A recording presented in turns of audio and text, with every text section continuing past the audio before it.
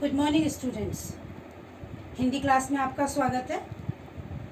आज हम हिंदी क्लास में हिंदी फर्स्ट पार्ट 9 अपना अपना भाग्य पढ़ेंगे। अपना अपना भाग्य कहानी एक ग्रामीण बालक की कहानी है, जिसमें वो गरीबी से परेशान होकर नैनीताल भाग आता है। लोगों की कठोरता और स्वार्थी स्वभाव उसके अंतर्मन को झंझोर कर रख देती है। इस कहानी में बताया गया है कि अपना अपना भाग्य कहानी कैसे हर कोई अपनी जिम्मेदारी को से बचना चाहता है। कहानी अत्यंत मार्मिक बिंदु पर आकर समाप्त होती है।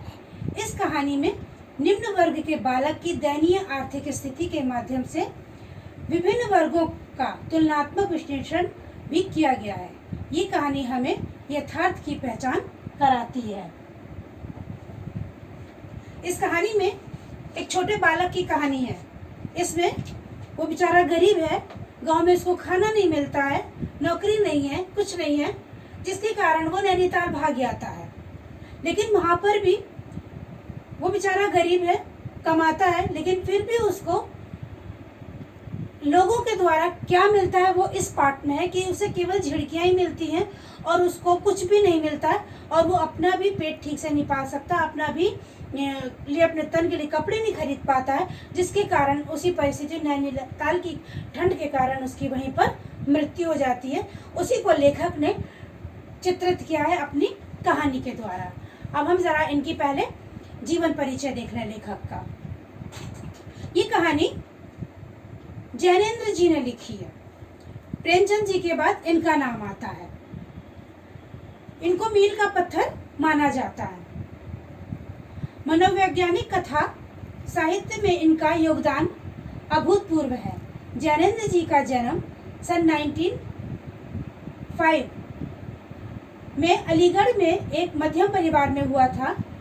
उन्होंने काशी विश्वविद्यालय से उच्च शिक्षा प्राप्त की। शिक्षा प्राप्ति के दौरान ही वे गांधी जी के असहयोग आंदोलन में शामिल हो गए। हंस पत्रिका का संपादन कार्य भी संभाला। इनकी प्रसिद्ध कृतियां सुनीता, त्यागपत्र, सुखदा, परख, विवर्त, समय और हम आदि हैं। ये था इनका जैनेन्द्र जी का जीवन परिचय और कहानी का छोटा सा सारांश। अब हम पाठ के बीच में देखेंगे। अब है पाठ के शब्दार्थ।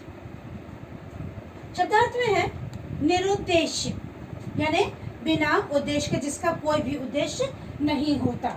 किश्तियाँ, छोटी नौकाएं, छोटी छोटी जो नाव होती हैं उन्हें किश्तियाँ कहते हैं। सरपट, सबसे तेज या सबसे तेज चाल में। एकाग्र, चंचलता से रहित, जिसमें चंचलता नहीं होती। एकनिष्ठ, जिसकी निष्ठा एक में हो, एक ही व्यक्ति में हो, एक ही चीज में हो। अविरत, निरंतर। बेहयाई, बेशर्मी। दोशाला, बड़ी वाली शॉल, जो बड़ी शॉल होती है उसे बोलते हैं दोशाला। मसहरी, मच्छरदानी।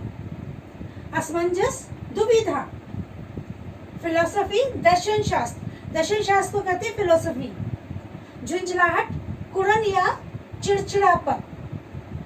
चुंगी, कर वसूल करने के लिए बनाई गई चौकी, जो चौकियां बनाई जाती है उनको बोलते हैं चुंगी।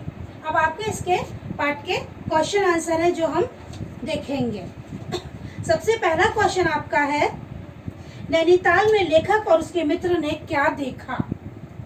जब लेखक और उसके मित्र नैनीताल घूमने गए तो उन्होंने देखा कि वहां पर शाम हो चुकी है और जो नाव वाले हैं अपने अंग्रेज यात्रियों को लेकर, अपने अंग्रेज जो पर्यटक आए हैं उनको लेकर यहाँ वहाँ घूम रहे हैं, और कुछ लोग सड़क के किनारे अपनी वो जो वो मछली पकड़ने की रॉड होती है वो डालकर मछलियाँ पकड़ रहे हैं, और कुछ लोग इधर उधर घूम रहे हैं। नंबर सेकंड क्वेश्चन है, आदमियों की दुनिया ने लड़के के पास क्या उपहार छोड़ा था?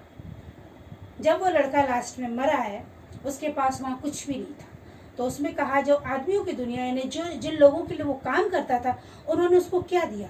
कुछ नहीं दिया, तो उसके पास कुछ भी नहीं था। वही जो जिस जगह पे वो पड़ा रहता था, बैठा रहता था, वही जगह थी। 10 साल की उसकी उम्र थी और वो जिन कपड़ों में, काले गंदे कपड़ों में वो आया था, वही फटी हुई कमीज वो पहने हुए था। बस उसके पास वही था, उसके पास कुछ भी नहीं था। नेक्स्ट क्वेश्चन है, वकील साहब ने लड़के को नौकरी ना देने का क्या तर्क दिया, इससे उनके किस मानसिकता का परिचय होता है? वकील साहब ने कहा, जब लेखक उसको नौकरी देने की बात करने लगे तो लेखक ने उनको समझाया, अरे ये पहाड़ी बहुत ही ज्यादा शैतान होते हैं, बड़े बड़े गुण होते हैं इनमें, इन्हें नौकरी पे रख लो तो पता नहीं कल ये क्या सामान लेके उड़ जाएं। इसमें उनका स्वार्थ, अमानता सब कुछ झलक रही थी। और उसके बाद होटल लौटकर लेखक की अपने मित्र से क्या बात हुई। जब वो लोग घूम के लौटे और लेखक और उसका मित्र बात कर रहे थे, लेखक ने कहा, आज बहुत ठंड है और उस लड़के के पास तो पहनने के लिए कपड़े भी नहीं है। तो लेखक के मित्र ने कहा कि अरे हमें अपनी सुविधा का ध्यान रखना चाहिए, हमें दूसरे की तरफ ध्यान नहीं देना चाहिए। यहाँ उनके स्वार्थी स्वभाव का, संकीर्ण स्वभाव का परिचय यहाँ पर मिलता है। आगे है, लड़का अपने गांव से भागकर नैनीताल क्यों आया था? लड़का अपने गांव से भागकर नैनीताल इसलिए आया था क्योंकि नैनीताल में उसके पास कोई काम नहीं था, भूखमरी थी, भूखा रहता था और बाप भी भूखा रहने के कारण जब भूखा रहता था तो इसको मारता था। इस कारण ये भागकर नैनीताल आ गया था और यहाँ पर छोटी मोटी नौकरी करके वही ढाबों पे बर्तन धो के ये सब करके अपना पेट पालता था। लास्ट क्वेश्चन है, लड़का निश्चित समय पर लेखक के होटल क्यों नहीं पहुंचा? सबसे ज्यादा दिल को छूने वाला और मार्मिक प्रश्न यही है। इसका उत्तर कि लड़का लेखक के बुलाने पर समय पर क्यों नहीं पहुंचा? क्योंकि उसी रात लड़का मर चुका था, ठंड के कारण उसकी मौत हो गई थी और लेखक उसका इंतजार कर रहा था और लड़का वहां पर नहीं पहुंचा था। ये थे आपके क्वेश्चन आंसर और छोटा सा ये पाठ की कहानी थी और पाठ था। अब आपको क्वेश्चन आंसर दिए जाएंगे जो आपको कॉपी में लिखना है। Okay, bye.